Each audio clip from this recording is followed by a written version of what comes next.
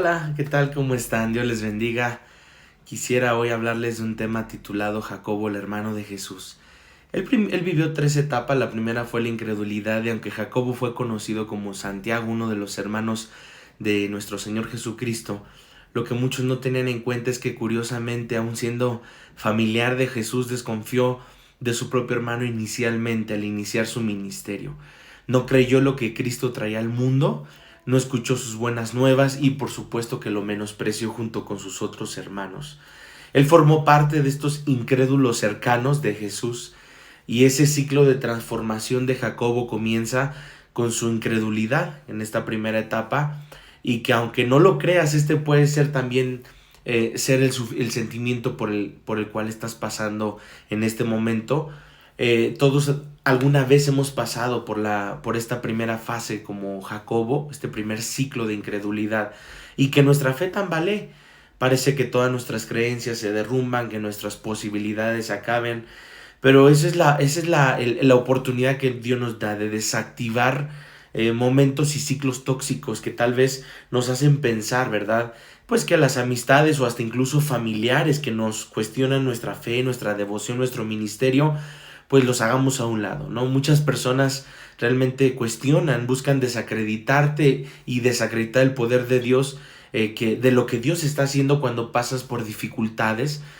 O quizá no te sientas incluso influenciado por aquellas personas, sino por pensamientos negativos. Estos se radican manteniendo una devoción, una consagración especial con Dios, algo que muchas veces cuesta mucho trabajo.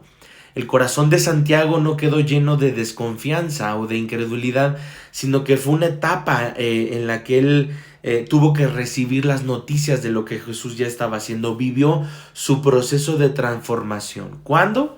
Pues cuando se encontró con que Cristo había resucitado, y aquí su mente hizo un clic. Me imagino que en su mente tal vez resurgieron las promesas, las palabras de vida que Jesús les había dicho, y que ya no solo sería su hermano, sino ahora sería el Hijo de Dios, el Verbo encarnado. Esto realmente generaría un antes y un después en la mente de Jacobo, y hoy podemos meditar en el poder de Jesús a través de su palabra, recordando cada una de sus promesas, cada uno de sus milagros, cada uno de sus pensamientos, y dentro de su maravillosa resurrección, la cual fue registrada en la Santa Biblia, podemos recordar momentos pasados en que pues Dios te ha acompañado, en los momentos en los que Él te ha ayudado con su mano poderosa, y esto debe de ser un disparador para reforzar tu fe, especialmente en las dificultades. Un consejo que tal vez Jacobo podría decirnos hoy, pues sería tener fe, ¿no? Incluso lo dice en Santiago 1:6, la carta que él escribió. Este pensamiento nos vigoriza, nos transforma nuestro corazón, y de alguna manera esto nos levanta, nos despierta. Dice la palabra: y le dijeron sus hermanos, sal de aquí y vete a Judea, para que también tus discípulos vean las obras que haces, porque ninguno que procura darse a conocer hace algo en secreto. Si estas cosas haces, dice la palabra, manifiéstate al mundo, porque ni aun sus hermanos creían en él. Lucas 7, del versículo 3 al 5. Ni siquiera sus propios hermanos creían en el ministerio de Jesús. Ni siquiera lo confiaban en él. Dice la palabra: cuando los oyeron los suyos, vinieron para prenderle porque decían, está fuera de sí. Marcos 3:21. Es decir, ¿cuánta gente aún estando cerca de ti puede cuestionar que Dios está contigo? Dice Juan 7:5, porque ni aun sus hermanos creían en él. Esto es duro. O sea, no estamos hablando del vecino o del compadre, estamos hablando de su propia familia. Dice, porque primeramente os he enseñado lo que asimismo recibí, que Cristo murió por nuestros pecados conforme a las Escrituras, y que fue sepultado y resucitó al tercer día conforme a las Escrituras, y que apareció a Cefas y después a los 12. Después apareció a más de 500 hermanos a la vez, de los cuales muchos viven aún y otros ya duermen. Dice la misma palabra: después apareció a Jacobo, después a todos los apóstoles. Primera de Corintios 15, del 3 al 7. Aquí Dios nos está confirmando cómo Jesucristo le apareció primero a su hermano, el más incrédulo. Dice, pero pida con fe, la palabra, no dudando nada, porque el que duda es semejante a la onda del mar, que es arrastrada por el viento y echada de una parte a otra. Santiago 1:6. O sea, Dios nos está diciendo, no dudes, confía, ten fe. Si tú pudieras hoy ponerle un número a tu fe del 1 al 10, ¿qué le pondrías? La segunda etapa fue la santificación. Jacobo entró ahora en un tiempo de reflexión donde vamos a meditar en esta segunda etapa titulada santificación, por la que tuvo que pasar Jacobo y fue elevar su espiritualidad. Fue un detonante para dar lugar a la tercera y última fase. Y después de su muerte, según el registro bíblico, Jesús resucitó y se presentó con sus discípulos. Allí tiene un encuentro íntimo con ellos y pasa varios días con el grupo fortaleciendo su fe y dando evidencia del cumplimiento de sus promesas. En este contexto en el que Jesús se encuentra con Jacobo, se activa la segunda fase del ciclo y es que Cristo va en busca de una transformación total en su hermano. Tenía varios hermanos, pero ahora Jacobo era el hombre que Dios había puesto, Jesús había puesto, algo emocionante, ya que el mismo Jesús decidió meter en un proceso a ese hombre llamado Jacobo. Y de esto se trata toda la Biblia, que Dios buscará un encuentro contigo, buscará tenerte en ciclos, te golpeará a la puerta de tu corazón. Y me imagino cómo estaba el corazón de Jacobo en ese momento. Tal vez en ese momento estaba comprobando que su hermano no era ningún charlatán ni ningún iluminado, sino que era el Señor, como lo declararía más adelante en su carta de Santiago 1:1, donde la base de la santificación no termina solo con un encuentro cristocéntrico, sino que también contiene un encuentro con la persona procedente del Padre, del Hijo, en este caso del Consolador. Una persona conversa no solo acepta a Jesús, sino que acepta al Espíritu Santo, porque eso lo transforma. Es decir, dentro del Padre, el Hijo y el Espíritu Santo es el Espíritu Santo el que nos transforma. Y ahora ese Jacobo estaba en el Pentecostés, momento en el cual desciende el Espíritu Santo sobre en ese momento la iglesia primitiva y se cumple la promesa de Jesús que dijo, os conviene que yo me vaya, porque si no me fuera, el Consolador no vendría a vosotros, mas si me fuere, os lo enviaré. Juan 16:7. Ahora Jesús había puesto su dedo sobre Jacobo y esto era algo trascendental, ¿no? Toda transformación es acompañada por el Espíritu Santo. Es el medio divino en el cual Dios nos prepara y capacita para salvación y por lo tanto para experimentar y ser aptos de la tercera fase de este ciclo. ¿Cuál es? Muy sencillo. Ahora Jacobo estaba en un proceso de reflexión, en un proceso donde su incredulidad ahora había pasado a ser una santificación, una transformación, y donde ahora el Espíritu Santo estaba obrando en la vida de Jacobo para no solo acompañarlo día tras día, sino que ahora Dios añadiría una transformación diaria y constante. Tal vez si pudiéramos escuchar a Jacobo en una de sus cartas, él diría, someteos pues a Dios y purifiquen vuestros corazones. Ahí en Santiago 4:7 dice la palabra, porque primeramente os he enseñado lo que asimismo recibí, que Cristo murió por nuestros pecados conforme a las Escrituras, y que fue sepultado y que resucitó al tercer día conforme a las Escrituras. Pero apareció a Cefas y después a los 12, después apareció a más de 500 hermanos a la vez, de los cuales muchos viven aún y otros, por supuesto, ya duermen. Después apareció a Jacobo su hermano y después a todos los demás apóstoles. Primera de Corintios 15 del 3 al 7. Es decir, una vez más Pablo diciendo Jacobo fue el primero que estaba en esa lupa. Dice la palabra, he aquí yo estoy a la puerta y llamo, y si alguno oye mi voz y abre la puerta, entraré y cenaré, entraré en él y cenaré con él y él conmigo. Apocalipsis 3:20, esta cita no es para los inconversos, sino es para los cristianos, los que se han convertido. Entonces se dijeron algunos de sus discípulos, dice la palabra, unos a otros, ¿qué es esto que nos dice? Todavía un poco y no me veréis, y de nuevo un poco y me veréis. ¿Y por qué voy yo al Padre? Juan 16:17. Es decir, Jesús había vuelto después de haber resucitado a trabajar en el corazón de los discípulos. Dice la palabra, de modo que si alguno está en Cristo, nueva criatura es, y ahora las cosas viejas pasaron, he aquí todas son hechas nuevas en Cristo Jesús. Lo dice la segunda carta de Corintios 5:17. Someteos pues a Dios, resistid al diablo y él huirá de vosotros. Ahora acercaos a Dios, escuche bien, y él se acercará a vosotros. Pecadores, limpien sus manos, y vosotros los de doble ánimo purifiquen sus corazones. Ahora Santiago 4:7-8, Jacobo estaba ahora escribiendo en su carta un lenguaje diferente. Esta etapa, la número 3, es el discipulado. Es como haber llegado en algún momento después de la incredulidad, ahora a la santificación y ahora al discipulado, donde después de que Dios probó su espiritualidad, ahora llevó a Jacobo a reflexionar sobre la santificación transformadora de encontrarse con Cristo y de lo que hace en nosotros todos los días el Espíritu Santo.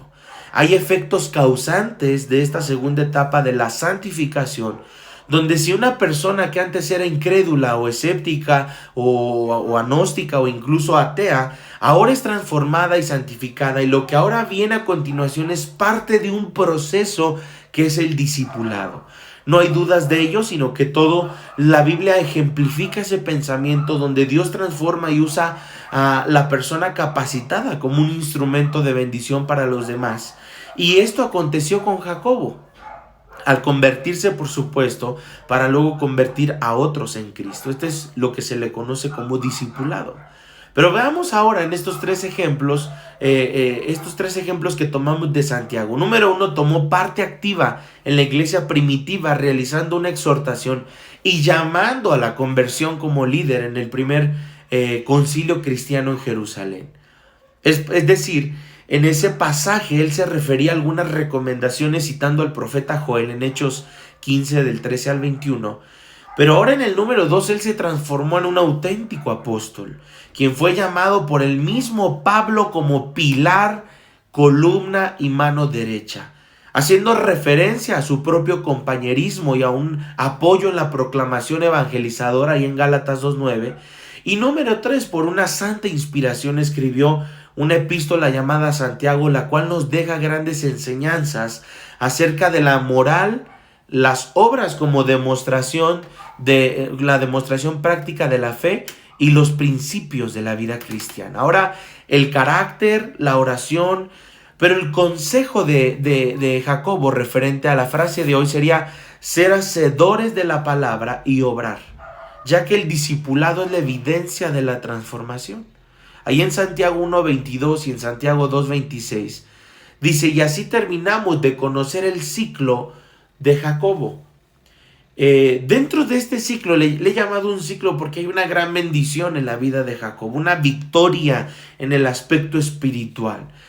Es decir, es como si ahora el apóstol Jacobo, después de haber pasado por un proceso práctico pero doloroso, estaba ahora empezando a ver cómo Dios podía hacer grandes cosas, cómo podía Dios evidenciar la transformación, ver cuál era el ciclo en el que se encontraba y, por supuesto, acceder a la ayuda de nuestro Dios. Es por lógica importante que nosotros necesitamos vernos en Jacobo como ejemplo, necesitamos vernos en Jacobo como un testimonio de lo que dice en la palabra. Y cuando ellos callaron, Jacobo respondió diciendo: varones hermanos, escúchenme. Simón ha contado cómo Dios visitó por primera vez a los gentiles para tomar de ellos un pueblo para su nombre. Y con esto concuerdan las palabras de los profetas, como escrito está: después de esto volveré y reedificaré el tabernáculo de David, que está caído, y repararé sus ruinas y lo volveré a levantar, para que el resto de los hombres busquen al Señor.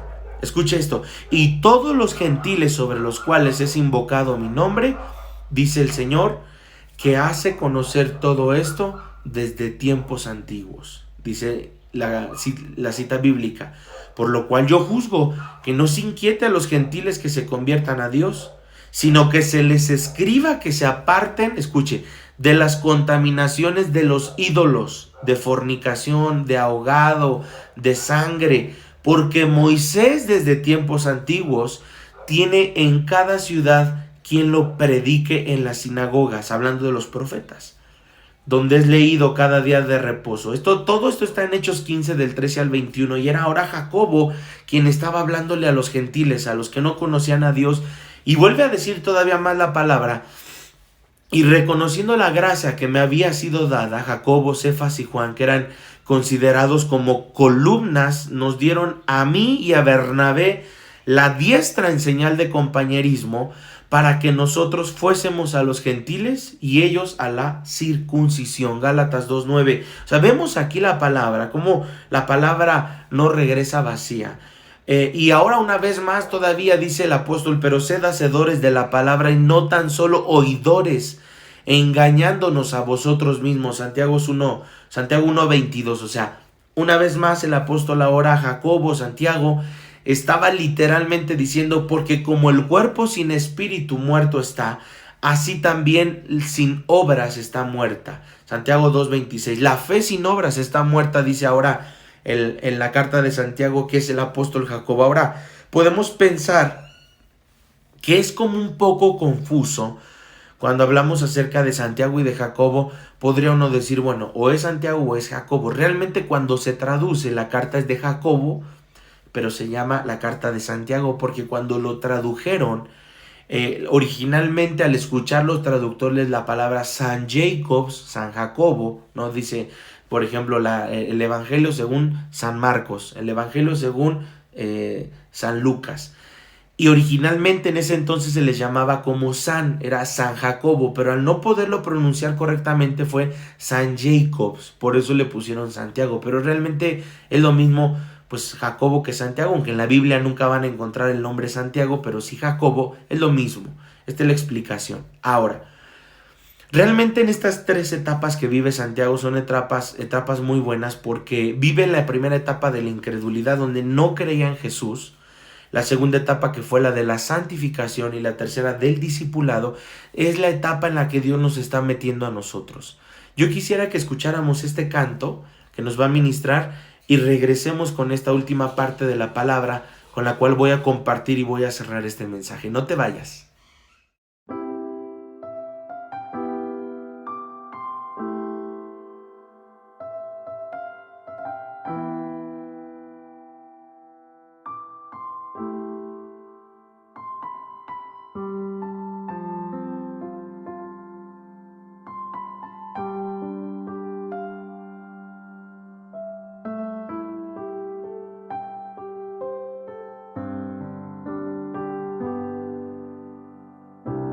Vengo a ti, Señor, cámbiame, renuévame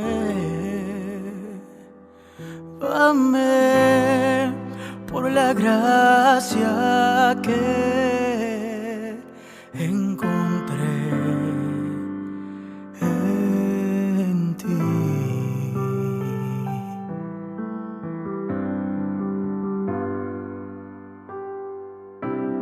Ahora sé que las debilidades que hay en mí desvanecerán por el poder de tu amor.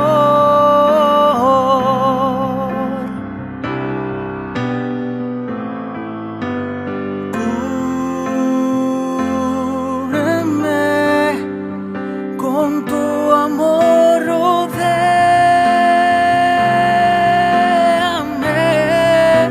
oh Señor, tómame, cerca quiero estar,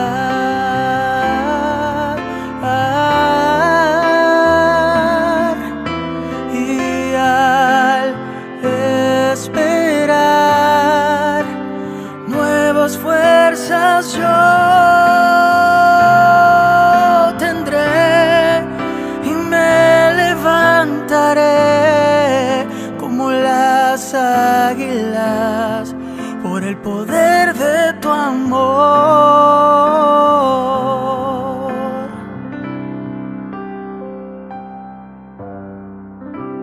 Yo te quiero ver cara la cara hoy,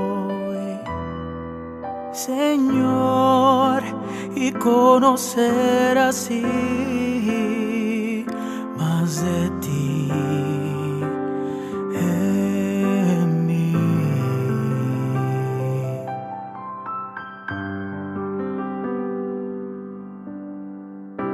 Prepárame, Señor, para hacer tu voluntad, viviendo cada día, Señor, por el poder de tu amor.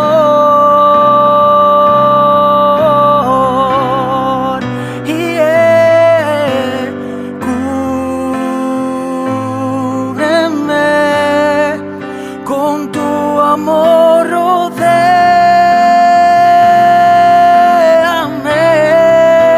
oh Señor, tómame,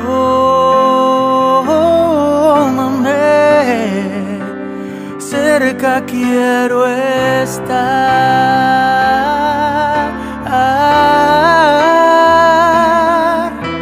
y al esperar nuevas fuerzas yo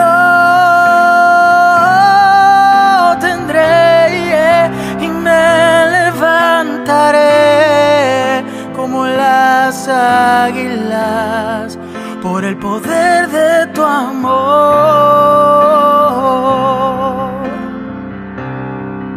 Y me levantaré como las águilas por el poder de tu amor.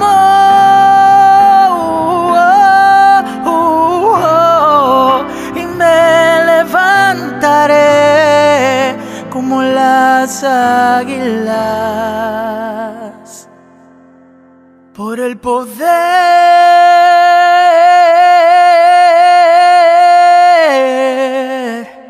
de tu amor,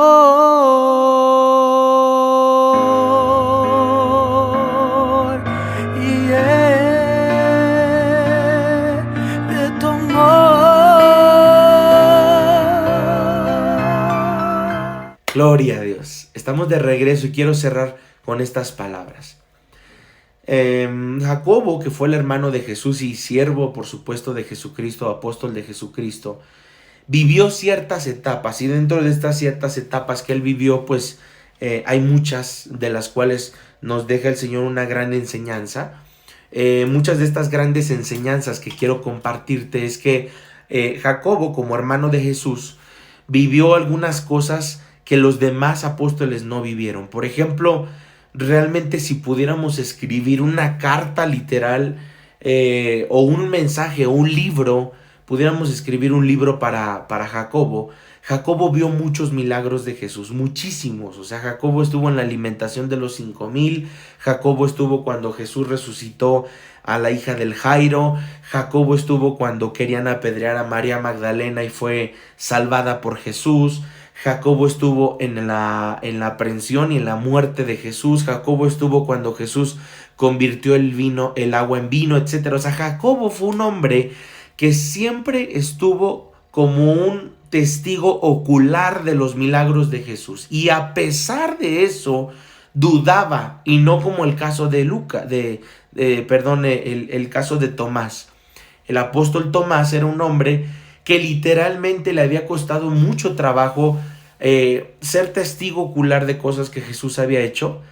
Pero el caso de Tomás es que Tomás era un incrédulo, un ateo confeso, ¿no? Un ateo que decía, bueno, pues yo literalmente no creo, yo literalmente no camino con esas enseñanzas, yo literalmente no voy hacia ese punto.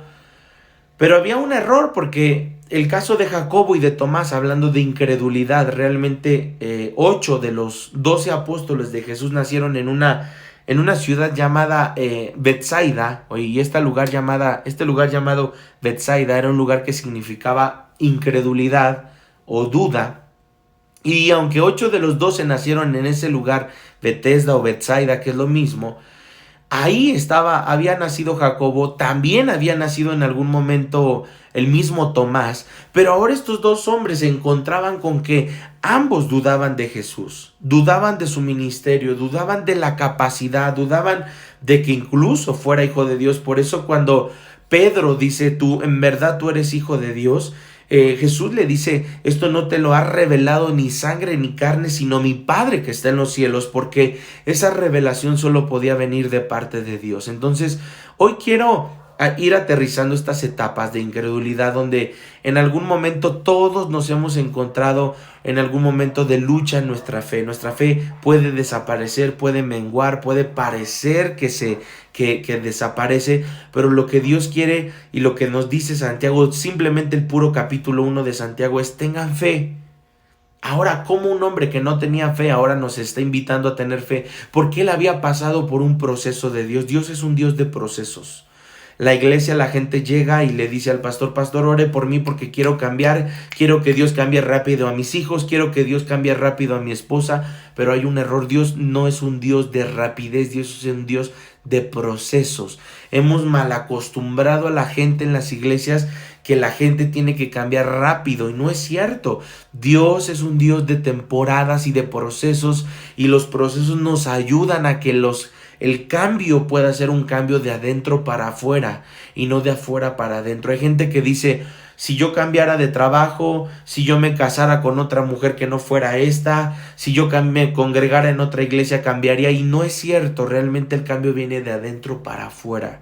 Los cambios no son de afuera para adentro. La fidelidad, la fe que Dios nos está pidiendo tiene que ver con lo que la obra de Jesucristo ha hecho en nosotros y hacia donde Él nos quiere llevar. Por eso es que Jacobo es el ejemplo perfecto de uno de los discípulos de Jesús que no creía en Jesús, que negaba el ministerio de Jesús, que negaba la existencia de Jesús, pero que más adelante se había convertido en uno de los mejores evangelistas que habían en ese momento servido a Jesús.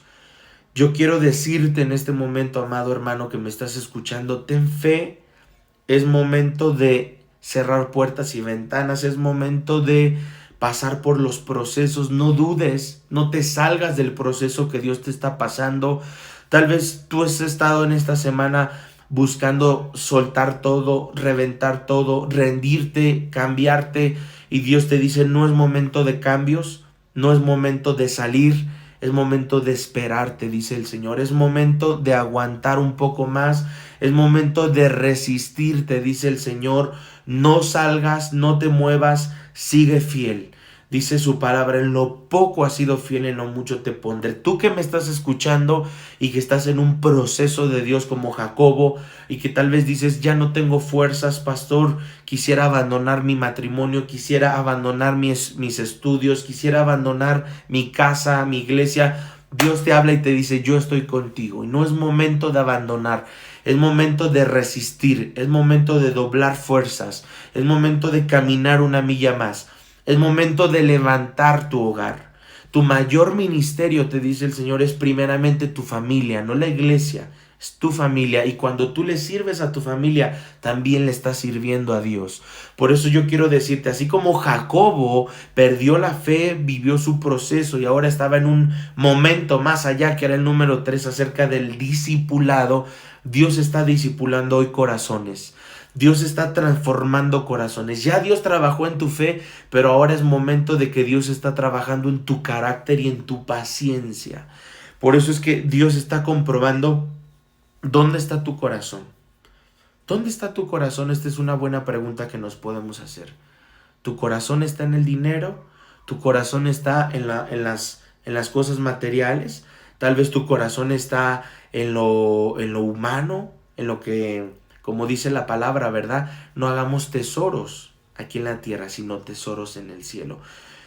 Con esto yo quiero referirme a que este es un buen momento para arrepentirnos, para aceptar a Jesús en nuestro corazón, para buscar un momento de integridad y de sanidad familiar, para llenarnos del Espíritu Santo, no para vaciarnos, no para contaminarnos, porque Dios aborrece 3 cosas.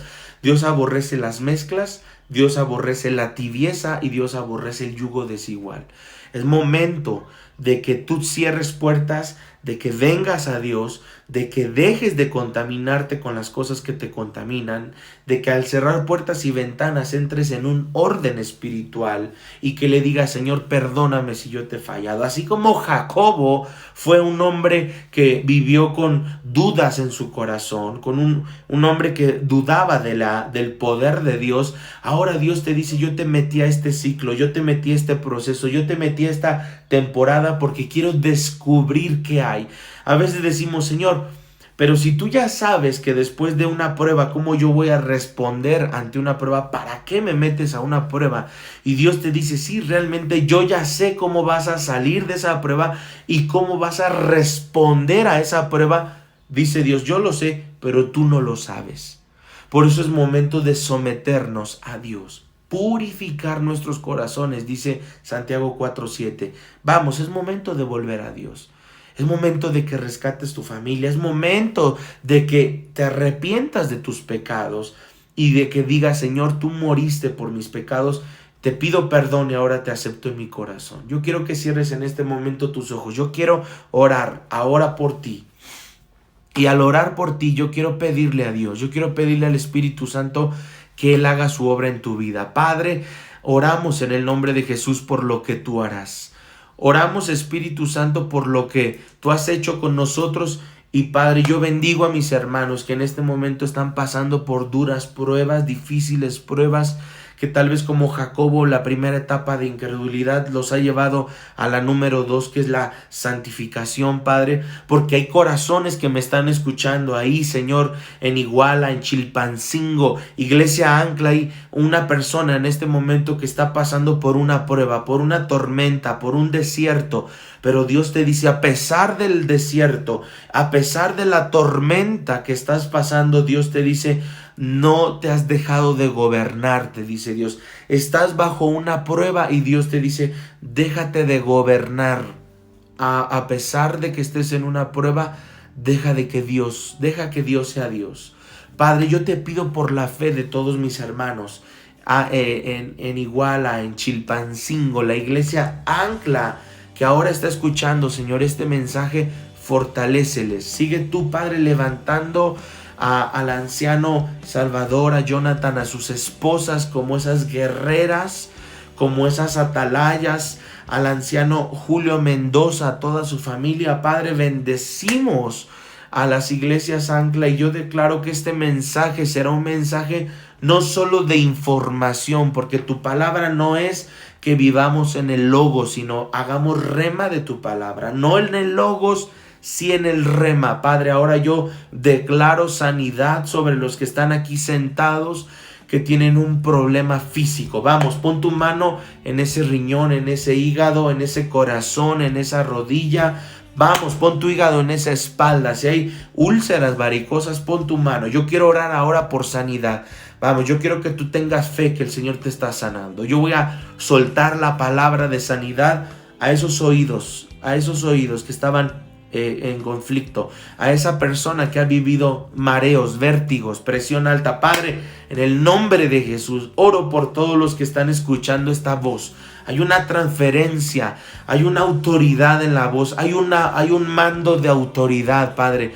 Y yo declaro ahora con esta palabra a donde quiera que llegue, que tú estás sanando a todos los que escuchan este mensaje, que tú estás restaurando a todos los que están pasando por COVID, por miedos, por inseguridades, por temores. Padre, yo declaro ahora en el nombre de Jesús que tú estás convirtiendo lo seco en aguas fructíferas, lo enfermo en sanidad, lo muerto en vida. Padre, ahora yo creo que todo problema de pie plano, todo problema de artritis, de deformación de huesos, dolores en la cadera, en la columna, en la espalda, en las lumbares, en las cervicales, dolores de ciática, dolores de rodillas. Vamos, escucha, amado hermano, escucha la palabra. Dolores ahí en todos los huesos son sanados en el nombre de Jesús. Padre, problemas de circulación, varices, problemas, Padre, ahí en el corazón, arterias tapadas, presión alta, diabetes, problemas de cáncer, tumores, quistes, miomas, Padre. Ahora enviamos palabra de sanidad en el nombre de Jesús. Pulmones nuevos, vamos, pídele a Dios lo que tú te hace falta. Pulmones nuevos, riñones nuevos, hígado nuevo, páncreas nuevo. Yo quiero escucharte, vamos, este es momento para que tú le digas al Señor: Padre, dame ojos nuevos, dame un oído nuevo, dame rodillas nuevas. Ten confianza, esta palabra de sanidad que estamos enviando hasta ahora, donde tú estás, es un mensaje de sanidad. En la boca, en la voz, cuando hablamos hay una autoridad, hay un código en cada palabra. Padre, yo declaro que esta palabra, este código de sanidad está llegando hasta Iguala, hasta Chilpancingo, y está sanando cualquier enfermedad en la boca, cualquier situación de infección de garganta, amigdalitis, tumores en la garganta, cáncer de lengua. Yo declaro que todas las problemas en los dientes, en las encías, en los ojos, Padre, problemas tal vez en las muelas destapadas, ahora son sanadas, son tapadas en el nombre de Jesús. Padre, yo declaro que problemas de cataratas, problemas de astigmatismo, de miopía, y aún, mi Dios, en el nombre de Jesús, problemas, Padre bendito, son sanados, como en este caso, Padre, como el glaucoma, Padre, sanado. Problemas de dolores de cabeza, arritmias cardíacas, problemas que son sanados, tumores en los cerebros, aún enfermedades mentales, trastorno de déficit de atención, bipolaridad, esquizofrenia, locura, problemas ahora de trastorno obsesivo compulsivo, problemas ahora, cual sea, Señor, son sanados en el nombre de Jesús. Y envío la palabra ahora, Señor, porque sé que tú estás levantando los corazones, tú estás sanando los huesos, las manos, estás sanando rodillas, estás sanando codos, estás sanando vientre, estómago, se va gastritis, colitis, artritis, amigdalitis, conjuntivitis, se va ahora en el nombre de Jesús cualquier itis en tu cuerpo. Declaramos sanidad, declaramos restauración, declaramos liberación, problemas de sangre, problemas en la tiroides, problemas de leucemia, problemas de anemia, problemas que están ahí en la sangre, ahora son sanados en el nombre poderoso de Jesús. Amada iglesia, ten fe. Es momento de tener fe. No es momento de abandonar. No es momento de llorar. No es momento de rendirse. Es momento de decir: diga el débil, alegre estoy. Diga el triste, alegre estoy. Diga el pobre, rico soy. Ahí está la palabra. Ahí está lo que el Señor nos está mandando. No es positivismo. Lo que Dios nos está diciendo es: con la boca declara lo contrario. No dice la palabra: diga el triste, triste quedaré. Diga el pobre, pobre quedaré. No, dice el Señor en su palabra: diga el triste, alegre estoy. Diga el pobre, rico estoy. Diga, el Señor lo que nos está mandando es a compartir con nuestra boca todo lo contrario. Que nuestras palabras sean diferentes a las circunstancias la espiritual no depende de que las circunstancias sean fáciles. El consagrarnos no depende de que las cosas estén todas las cosas acomodadas. La espiritualidad y la fe en Dios depende de que nuestro Dios que está en los cielos nos sostiene, nos levanta, y Él también nos ha prometido sanidad. Yo te bendigo, amada iglesia. Ancla en Chilpancingo y en Iguala. Les bendecimos desde Iglesia Ancla en la Ciudad de México. No se pierdan también los días miércoles 7 de la noche, Escuela Profética. Si se pueden conectar por Facebook Live, será de mucha bendición. Una escuela poderosa. Yo quiero hacer un llamado ahora. Iglesia Ancla, Iglesia en Chilpancingo, en Iguala. Conéctense a nuestra Escuela Profética por Facebook Live. Hoy estaremos hablando acerca de cómo orar y hacer guerra espiritual por los hijos. Los temas han estado tremendos. Entonces conéctense, amados hermanos. Como cobertura necesitamos unirnos. No como cobertura necesitamos separarnos, cada quien por su lado. No, tenemos una voz que nos alimenta. Entonces yo les pido, conectémonos los miércoles, al final que ustedes tienen culto los jueves, no hay ningún problema, y los domingos seguiremos recibiendo nuestro mensaje, la palabra por este medio. Les recordamos que es muy importante que sean fieles. La obra de Dios se hace de tres maneras: se hace a través de las oraciones de los santos, se hace a través del servicio, las manos de los que sirven, pero también las manos que ofrendan y diezman para sostener la obra de Dios. Amén. La Biblia nos refiere que podemos atar al hombre fuerte, podemos reprender espíritus de enfermedad, espíritus de locura, espíritus de esquizofrenia, de todo. O sea, el Señor nos dice, tú puedes atar y reprender. Pero lo que no podemos hacer, dice el Señor, yo reprenderé al devorador por vosotros. El devorador es algo que no podemos hacer, y lo dice Malaquías 3. Eso lo hará Dios con nuestros diezmos y ofrendas. Si tú eres fiel y tú tienes 5 y diezmas uno de esos 5, estos 4 quedan bendecidos. Pero si tú te comes la semilla y en vez de diezmar te quedas con los 5, estos 5 te rinden. El devorador es gastos que no tenías contemplados. Una descompostura de una pantalla, el carro, el boiler, la casa, y dices, pues todo mi dinero no me rinde, se me va. Claro, porque el enemigo tiene puertas abiertas y ahí roba. Entonces sé fiel con tus diezmos. Tus diezmos sostienen la obra, estos diezmos se depositan. Gloria a Dios por la iglesia en la que tú estás ahora, porque los encargados, los ancianos, Salvador, Jonathan y Julio respectivamente, y sus esposas han sido fieles en esa área, y yo quiero que tú escuches este mensaje. No debemos de ocultar la realidad.